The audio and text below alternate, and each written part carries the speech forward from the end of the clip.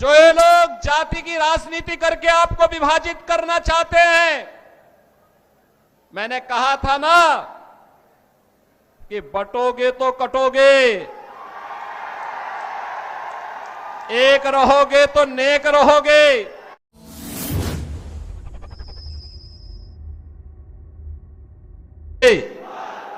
वंदे वंदे।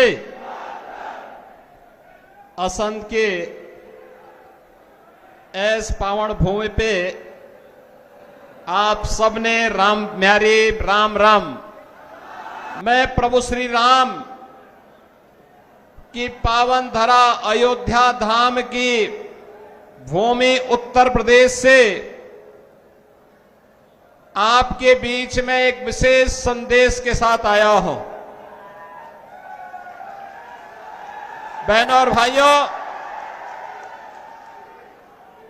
यह संदेश है प्रधानमंत्री मोदी जी के एक भारत श्रेष्ठ भारत का। हमने बदलते हुए भारत को देखा है। हमारी ये पीढ़ी सौभाग्यशाली है कि पिछले 10 वर्षों के अंदर हमने बदलते हुए भारत को देखा है। एक भारत श्रेष्ठ भारत के सपने को साकार होते हुए देखा है। 2014 के पहले का भारत जहां गुंडागिर्दी थी, भ्रष्टाचार था, अराजकता थी, देश की आस्था के साथ खिलवाड़ होता था, सुरक्षा में सेंध लगती थी, और आज का नया भारत है। भारत बिना किसी भेदभाव के योजनाओं का लाभ 140 करोड़ लोगों तक पहुंचाने के लिए जो कार्य प्रधानमंत्री मोदी जी के नेतृत्व में हुआ है, गांव, गरीब, किसान, नौजवान, महिलाएं, समाज के प्रत्येक तबके तक योजना का लाभ मिला है। एक विदेशी आक्रांता 500 वर्ष पहले अयोध्या में रामलला के मंदिर को क्षतिग्रस्त करता है, अपवित्र करता है, लेकिन जब ये देश स्वतंत्र था, हम मानते थे कुछ नहीं हो सकता, तब भी हिंदू लड़ता रहा। लाखों हिंदुओं ने अपनी शहादत दी, लेकिन 1947 में देश आजाद होता है।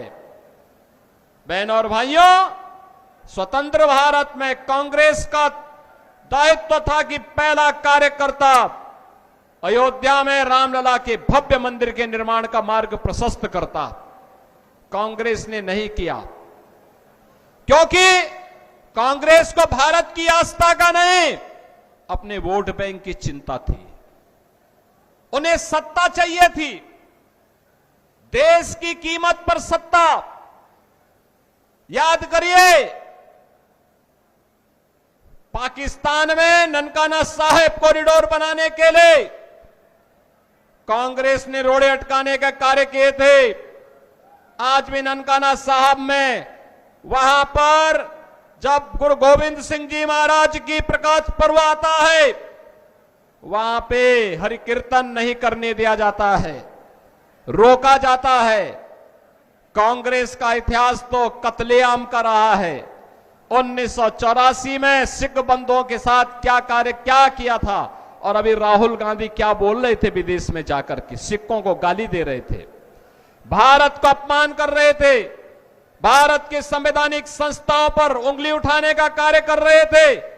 जो कांग्रेस भारत की महान गुरुओं की परंपरा का अपमान कर रही हो, जो कांग्रेस भारत के बाहर जाकर के जिस कांग्रेस के नेता भारत का अपमान करते हो, भारत की संवैधानिक संस्थाओं को कटघरे में खड़ा करते हो, उस कांग्रेस से उम्मीद करना कि कांग्रेस आपकी आस्था का सम्मान करेगी, ये बेवकूफी होगी। और कांग्रेस जो की थी उसको उसके हालात पर पहुंचाने का काम जनता जनार्दन ने किया। बहनों और भाइयों, आज कांग्रेस का ढांचा वैसे ही जर्जर हो चुका है जैसे अयोध्या में बाबरी ढांचा था। एक धक्का और दो, बाबरी ढांचे को तोड़ दो, ये नारा जब राम भक्तों ने लगाया था तो बाबरी ढांचा हमेशा के लिए ध्वस्त हो गया। और बाबरी ढांचा जो ध्वस्त हुआ, गुलामी का ढांचा ध्वस्त हुआ, अयोध्या में राम मंदिर निर्माण का मार्ग प्रशस्त हुआ। और मैं आपका यही आह्वान करने के लिए आया हूं, जो ये लोग जाति की राजनीति करके आपको विभाजित करना चाहते हैं, मैंने कहा था ना कि बटोगे तो कटोगे, एक रहोगे तो नेक रहोगे। कोई माई का लाल आपका बाल बांका नहीं कर पाएगा। याद करिए, उत्तर प्रदेश में 17 के पहले दंगे होते थे, हर दूसरे तीसरे दिन दंगे होते थे। बेटी असुरक्षित थी, बहनें असुरक्षित थी, व्यापारी असुरक्षित थे, उनका कोई सम्मान नहीं होता था। और पिछले 7.5 वर्ष में उत्तर प्रदेश में कोई दंगा नहीं हुआ है, कोई दंगा नहीं हुआ है। दंगाई या तो यूपी छोड़ चुके हैं या राम नाम सत्य है की यात्रा में निकल चुके हैं। आज यूपी पे दंगा नहीं होता, कोई बेटी और बहन की सुरक्षा में सेंध नहीं लगाता है, कोई किसी व्यापारी के सम्मान के विरुद्ध कार्य नहीं करता है। आज वहां विकास है जो उत्तर प्रदेश 2017 के पहले भारत के विकास का बैरियर माना जाता था। आज वह उत्तर प्रदेश भारत के विकास का ग्रोथ इंजन बनकर के तेजी के साथ कार्य कर रहा है। अयोध्या में रामलला का भव्य मंदिर का निर्माण भी हो गया है। 5 सदी के बाद इंतजार समाप्त हुआ, अयोध्या में रामलला विराजमान हुए। और ऐसे ही हरियाणा में पिछले 10 वर्ष के अंदर हुआ है एक परिवर्तन। जिस हरियाणा को कांग्रेस ने परिवारवाद के, भ्रष्टाचार के गर्त में डुबोने का काम किया था, चाहे कांग्रेस रही हो, चाहे इनलो रही हो, और चाहे वह दिल्ली के अंदर झाड़ू लगाने वाली पार्टी हो। याद रखना, बहुजन समाज पार्टी के हाथी का पेट इतना बड़ा है वो कभी भरता नहीं है, कभी नहीं भरने वाला है, वो वोट खराब हो जाएगा। याद रखना। और मैं यही कहने के लिए आज आपके पास आया हूं, बहन और भाइयों, कोई ऐसी गलती मत कर देना कि जो आपस में बंटे। याद रखना, बंटे तो कटे, ये कभी नहीं होने देना है। और ये कांग्रेस का जो हाथ है ना, ये अभी हालात को और बिगाड़ने के लिए आया है। कांग्रेस का हाथ बिगाड़ेगा हालात। और विकास की जो रफ्तार है, नायब सिंह सैनी की सरकार को लाने के लिए आवश्यक है। यह नायब सिंह सैनी की सरकार इस विकास की रफ्तार को स्पीड अप करने के लिए आवश्यक है। और इसीलिए हम लोग आए हैं। इसीलिए बहनों और भाइयों, मैं आया हूं आपसे कहने के लिए, भारतीय जनता पार्टी ने बिना किसी भेदभाव के यहां कार्य किया है। श्री मनोहर लाल खट्टर जी के नेतृत्व में रहो या नायब सिंह सैनी जी के नेतृत्व में, प्रधानमंत्री मोदी जी का मार्गदर्शन है। भ्रष्टाचार हरियाणा समाप्त, हरियाणा का समाप्त, गुंडागर्दी समाप्त, चौथ वसूली समाप्त, विकास की नई नई स्पीड, कनेक्टिविटी की बेहतरीन कार्य, हर घर नल की योजना, हर गरीब के पास आवास की सुविधा, हर गरीब को राशन की सुविधा। आयुष्मान भारत भी है, किसानों के लिए किसान सम्मान निधि भी है।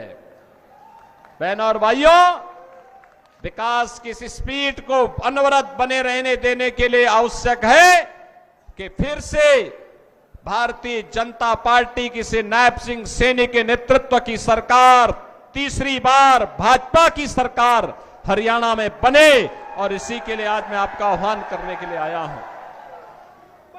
श्री योगेंद्र राणा को भारतीय जनता पार्टी ने अपने एक कर्मठ कार्यकर्ता को अपने बीच में चुनाव मैदान में उतारा है।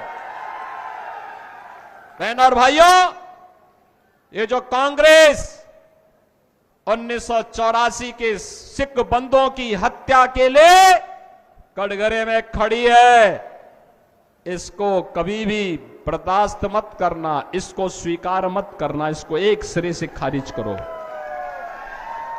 ये अंतिम श्वास गिन रही है, अब अपनी ऑक्सीजन दोगे तो इसका विष बेल फिर तेजी के साथ फैल करके देश के अंदर दंगे करवाएगा, लूटपाट कराएगा, कश्मीर में सेंध लगाने का कार्य करेगा, सुरक्षा में सेंध लगाने का काम करेगा, अराजकता फैलाने का कार्य करेगा। ये कतई मत होने देना। कांग्रेस हो या बहुजन समाज पार्टी या आम आदमी पार्टी, ये तीनों एक ही थैले के चट्टे बट्टे हैं, इनको विकास से कोई लेना देना नहीं। ये अराजकता को बढ़ाने वाले दल हैं, परिवारवाद को बढ़ावा देने वाले दल हैं, आखंड भ्रष्टाचार में डूबे हुए दल हैं। इनका विकास से कोई लेना देना नहीं। गांव से, गरीब से, किसान से, महिलाओं से, किसी भी तबके से इनका कोई लेना देना नहीं है। इनका तो एक ही एजेंडा है, बांटो और राज करो। हमें बंटना नहीं है, हमें बंटना नहीं है। एकजुट होकर के एक भारत श्रेष्ठ भारत की परिकल्पना को साकार करने के लिए और विकसित भारत के लिए हमें प्रधानमंत्री मोदी जी के नेतृत्व में फिर से हरियाणा में नायब सिंह सैनी की सरकार को लाना है। योगेंद्र राणा को भारी बहुमत से विजयी बना के भेजना है। बना के भेजेंगे। योगेंद्र राणा विजयी बनकर के जाएंगे। सभी लोग सहमत हैं? जहां तक मेरी आवाज जा रही, दोनों हाथ पा करके बोलो। सभी लोग सहमत हैं? बहनों और भाइयों, यह कार्य होगा तब, यह कार्य होगा तब जब आप सभी लोग, जितने भी लोग हैं, 5 अक्टूबर को जब वोटिंग होगी,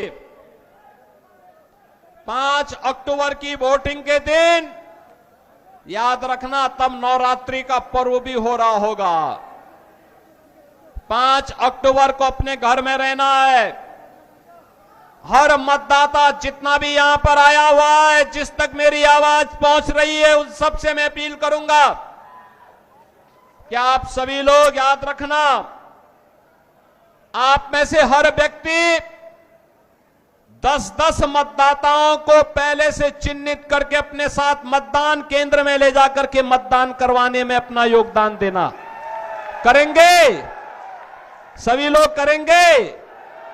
ये जो मंच पंडाल के बाहर जो लोग हैं, वे लोग भी करेंगे? इस पार उस पार सभी लोग सहमत हैं? सभी लोग करोगे? आपस में बटोंगे नहीं ना? देश के लिए कार्य करेंगे ना? यह वोट हरियाणा के विकास के लिए और भारत को मजबूत बनाने के लिए करेंगे ना? मेरे साथ बोलेंगे फिर, भारत माता की, भारत माता की, भारत माता की जय श्री राम, जय जय श्री राम।